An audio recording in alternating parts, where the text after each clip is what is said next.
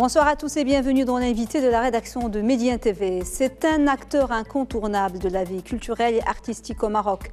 Une véritable plateforme de dialogue entre le Maroc et la France, entre les deux peuples, avec ses 12 antennes et ses plus de 400 agents et ses milliers de vacataires. L'Institut français agit tous les jours en partenariat avec les institutions marocaines, ministères, fondations, musées, associations pour le rayonnement de la culture et la promotion de l'éducation et du savoir. Et ce soir, nous avons le plaisir de recevoir sur notre plateau Madame Agnès Oumbrouzian, directrice générale de l'Institut français et conseillère de coopération et d'action culturelle de l'ambassade de France au Maroc pour nous parler de la programmation culturelle de l'Institut français au Maroc pour la saison 2022-2023.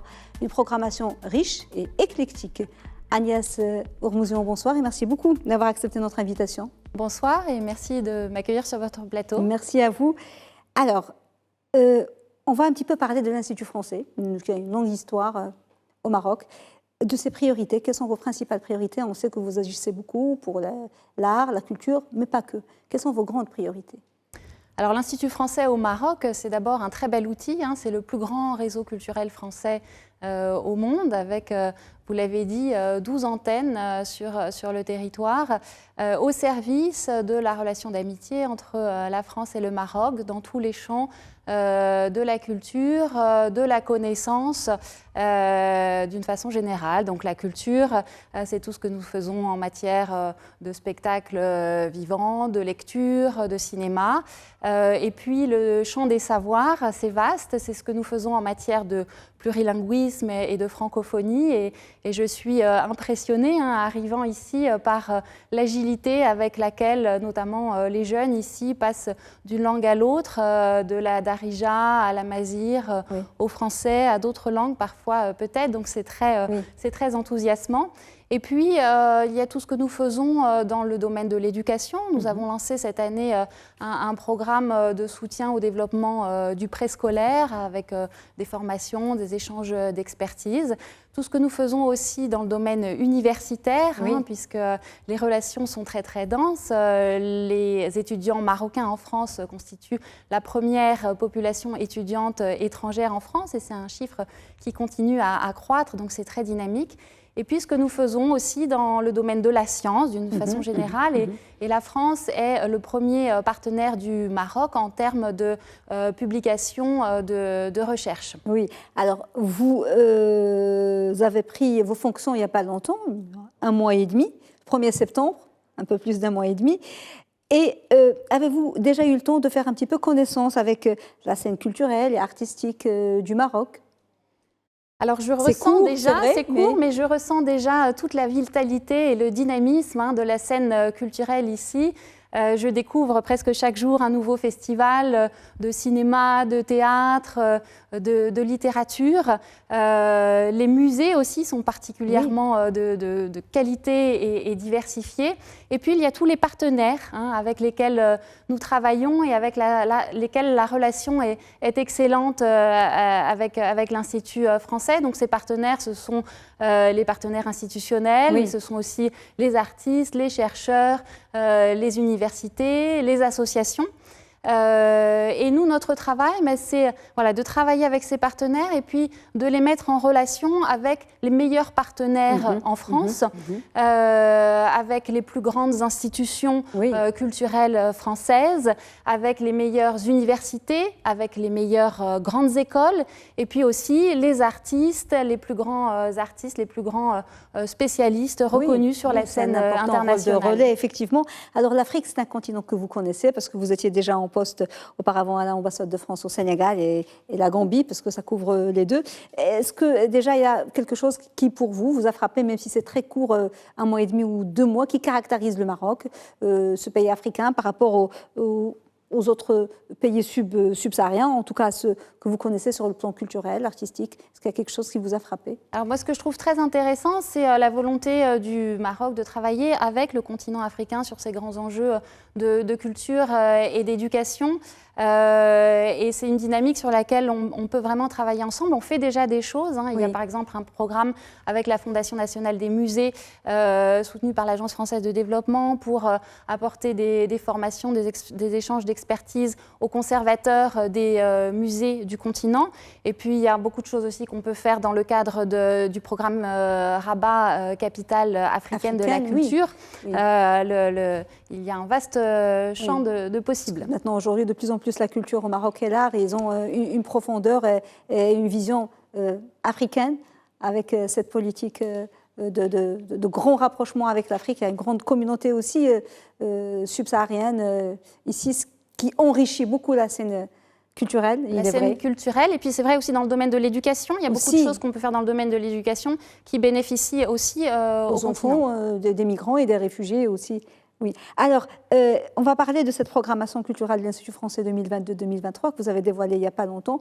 Quelle est sa particularité? On sait qu'il y a une grande envie dans tous les domaines de la culture, de l'art, du voyage et découverte après ces années de pandémie. C'est une programmation assez particulière cette année. Tout à fait. Alors, je rentrerai un peu plus dans le détail ensuite, mais vraiment les caractéristiques pour nous de cette programmation, c'est d'abord tout ce que nous souhaitons faire en sortant des murs de nos instituts, en allant à la rencontre du public, en allant dans l'espace public. Et donc, on a des spectacles avec des grands dispositifs en plein air. On a récemment accueilli la compagnie de cirque XY et puis la compagnie de danse acrobatique sur des façades Retour à Mont qui ont toutes deux connu de grands succès auprès du public de Casablanca et de Marrakech. Et puis le week-end prochain à Casablanca, l'artiste Olivier Grossetête sera là avec ses constructions monumentales et il invitera les habitants de Casablanca à construire ensemble un monument éphémère, une tour de l'horloge éphémère. Donc l'espace public, ce sera aussi du sport urbain, parce qu'on a aussi en tête la perspective des Jeux Olympiques de Paris 2024. Donc on aura des rencontres internationales de parcours. C'est cette discipline acrobatique qui se joue dans l'espace public des villes. Ça, c'est la première caractéristique. La deuxième caractéristique, c'est peut-être cette volonté de s'inscrire vraiment dans la durée et dans la coopération avec les partenaires ici. Donc ça passe par des résidences d'artistes. Donc on reçoit les artistes français, marocains dans nos instituts en leur donnant un espace pour construire et développer les échanges. Nous accueillons par exemple cette semaine l'auteur et metteur en scène Pascal Rambert qui crée une pièce qui sera jouée à la fin de la semaine à Tanger, à Rabat et à Casablanca. Et puis Pascal Rambert offrira aussi des masterclass à des étudiants de théâtre marocains. Et puis en termes de résidence d'artistes, nous aurons aussi en matière de design un programme très intéressant avec des jeunes étudiants de l'école Boulle à Paris, des étudiants en design de l'école Boulle qui viendront rencontrer des étudiants de l'Institut national des beaux-arts de Tétouan.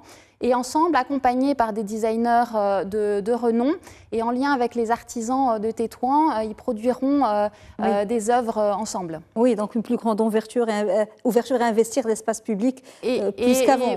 Et un programme sur le long terme, dans la durée, pas uniquement dans l'événementiel. Vous avez choisi pour thème de cette programmation art et territoire.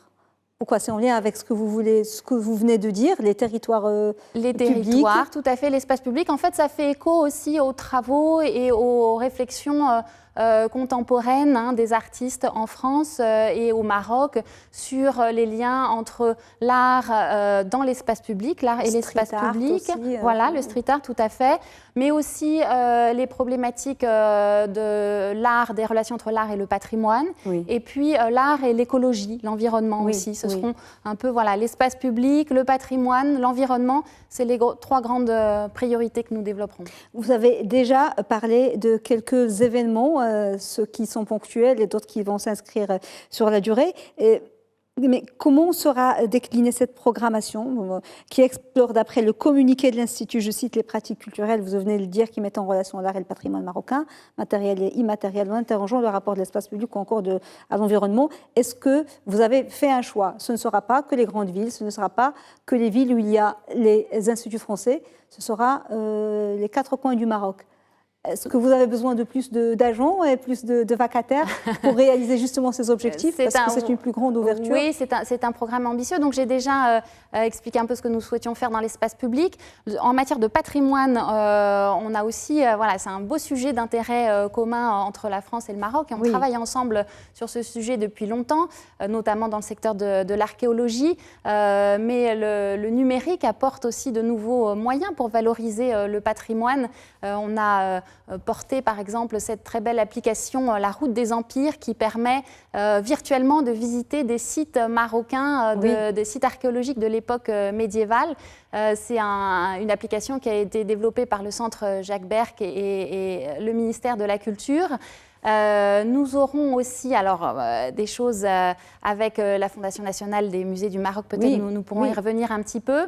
Et puis nous avons aussi cherché à créer du lien entre la danse et le patrimoine et nous accompagnerons une grande tournée de la dernière pièce du chorégraphe Tawfik Izediou qui s'est inspiré des traditions soufis de la région de Meknès. D'accord. Donc ça c'est pour le patrimoine. Oui. Alors pour la Fondation des musées, il y a beaucoup de choses qui sont. C'est une fondation qui fait de magnifiques choses. On a beaucoup de chance de l'avoir et puis tous les musées qui relèvent de cette fondation. Quels sont les projets imminents sur lesquels vous travaillez Alors on travaille sur beaucoup de choses. Ce dont je voudrais parler, c'est vraiment ce qui sera le projet phare pour nous dans cette programmation. C'est une exposition inédite de chefs-d'œuvre de la peinture arabe moderne grâce à un important prêt d'œuvres de l'Institut du monde arabe à Paris. Et donc ce sera une exposition dans plusieurs villes qui se tiendra en mars. Et ce sera une très belle exposition. Une exposition itinérante. Donc ça va être dans des galeries ou bien les galeries, les musées, c'est encore en construction. En construction. Alors, vous travaillez aussi depuis toujours en étroite collaboration, on vous l'a dit, avec les institutions et le département ministériel marocain. Et vous avez décidé cette année de vous ouvrir sur le périurbain.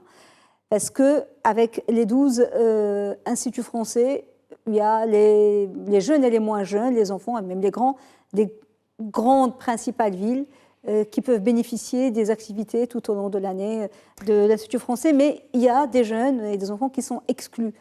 Et comment vous allez procéder pour accéder et faire bénéficier ce public, ces jeunes et ces enfants, des activités, des prestations de l'Institut français? Alors, la jeunesse, pour nous, c'est très important. On travaille avec et vers la jeunesse. La jeunesse, c'est l'avenir et on est parfaitement en phase avec le ministère de la Culture, de la Jeunesse et de la Communication avec qui nous travaillons étroitement. La jeunesse, c'est un accent qu'on souhaite développer sur le travail qu'on fait avec les étudiants, par exemple. Et nous lançons cette année pour la première fois dans le domaine de la littérature un prix Goncourt, une sélection Goncourt du Maroc avec 6 universités dans 6 villes. Un Goncourt du Maroc. Un Goncourt choix du Maroc qu'on organise donc pour la première fois cette année avec les étudiants de ces 6 universités dans 6 villes et ils auront à choisir et décerner un prix au meilleur roman francophone de la présélection qui est faite aujourd'hui par l'Académie Goncourt. Et donc on fait ça en lien avec l'Académie Goncourt en France. Est-ce que c'est une expérience qui a été déjà faite dans un autre pays ou c'est le premier pays que c'est le Maroc? Est-ce que vous avez déjà testé? Ça a été testé ailleurs et c'est la première fois qu'on lance ça au Maroc avec l'idée de travailler vraiment avec les étudiants dans les universités sur ce beau projet sur la littérature francophone. Oui, c'est encouragé aussi.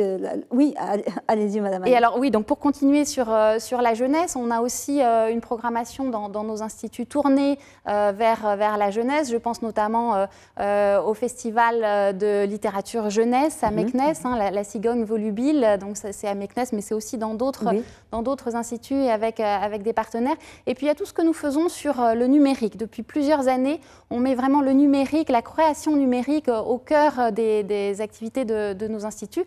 Et nous aurons en novembre le grand rendez-vous du Novembre numérique, qui est un festival de culture numérique. Nous aurons une centaine d'événements avec des démonstrations de jeux vidéo, des spectacles audiovisuels, des concerts de musique, musique électro, donc de grands rendez-vous pour la jeunesse. Et puis ce sera aussi l'occasion de mettre en avant dans le numérique ce qu'on fait avec le lab digital au sein de l'Institut national des beaux-arts de Tétouan, qui est un incubateur pour les jeunes créateurs dans le domaine numérique, notamment les créateurs de jeux vidéo, par exemple. Oui, puis il faut savoir que même les jeunes qui sont dans des coins reculés du Maroc ou enclavés, où il n'y a pas d'Institut français, ils peuvent se connecter sur le site de l'Institut français et suivre. Il y a plein de choses qui se passent, qui sont des podcasts ou des événements, des activités en ligne qu'ils peuvent consulter. Tout à fait. Oui. Alors, il y a aussi ce beau projet de Bibliotobis et la caravane chamelière Kafila. C'est quoi exactement ces deux projets? Kafila, alors, c'est Kafila. Le Bibliotobus, c'est un dispositif dont nous sommes très fiers parce que ça nous permet, depuis 2 ans que c'est en place, vraiment de nous déplacer dans le pays. C'est un véritable institut français sur roue qui s'installe dans des zones rurales ou périurbaines où il n'y a pas d'institut français et donc qui s'installe souvent au sein d'une école pour apporter… on voit l'image. Ben voilà, tout à fait. Oui. Donc en fait, c'est un grand conteneur avec tout le contenu de l'Institut, un musée numérique, une possibilité de diffuser des films en extérieur, en intérieur, toutes les ressources aussi en matière de livres, et puis des médiateurs qui travaillent avec les enseignants sur place pour qu'on puisse proposer une offre la plus utile aux jeunes sur place. Et il y a aussi une offre qui est proposée aux familles. Donc c'est un institut qui s'installe sur 1 mois. Actuellement, il est dans la province de l'Oriental. Il va se rendre à Gerada et puis à Figuig. Et puis continuera son périple à la rencontre des Marocains. Donc les jeunes qui ne peuvent pas venir à l'Institut va chez eux. Va à eux. Et la caravane Kafila, est-ce que c'est le même principe? Alors la caravane, donc ça c'est un rendez-vous ponctuel sur l'année. Ce sera une douzaine d'artistes et de chercheurs en itinérance dans la région de Ouarzazate, donc qui travailleront ensemble et qui créeront du lien en s'inspirant du patrimoine de cette région-là, et puis en créant des échanges aussi avec les habitants, en proposant des conférences, des spectacles, des échanges. D'accord. Alors, il y a l'événement phare, l'événement très attendu de l'Institut français. Avant, c'était la nuit de la philosophie, donc c'est les rencontres philosophiques. C'est un très, très, très, très bel événement. Parlez-nous de l'événement de cette année. Enfin, c'est sur 1 semaine, mais il y a quand même, reste la nuit de la philosophie. C'est pour quand? Quel est le programme? Quelles sont les têtes d'affiche? Alors, les rencontres de la philosophie, donc nous sommes très heureux de les relancer après 2 ans d'interruption. Ce sera du 7 au 12 novembre avec une trentaine de philosophes du Maroc, de France, d'ailleurs également. Et trois grands volets, un volet grand public avec des conférences, des cafés philo, un volet de coopération universitaire avec une école doctorale pour les étudiants en philosophie, un volet de coopération éducative avec une école de philosophie pour les enseignants du secteur public et un concours de dissertation de philo pour les lycéens. Tout ça dans 4 villes, donc sur l'ensemble de la semaine, Rabat, Marrakech, Casa et Fès.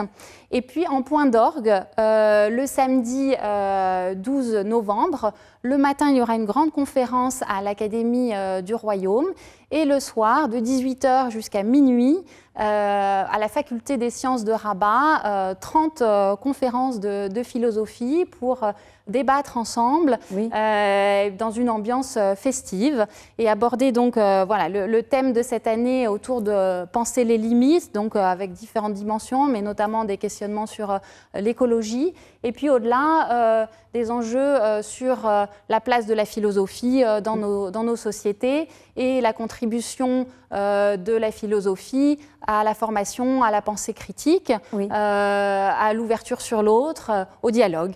Alors justement, pour ceux qui ne pourront pas, on est en train de parler de cette démarche d'ouverture, de plus d'ouverture de l'Institut français, ceux qui ne sont pas dans ces 4 villes, est-ce qu'ils pourront suivre, est-ce que les conférences seront en ligne? Est-ce qu'ils pourront suivre en ligne les conférences? Est-ce qu'il y a cette possibilité? Alors, on va certainement faire des diffusions.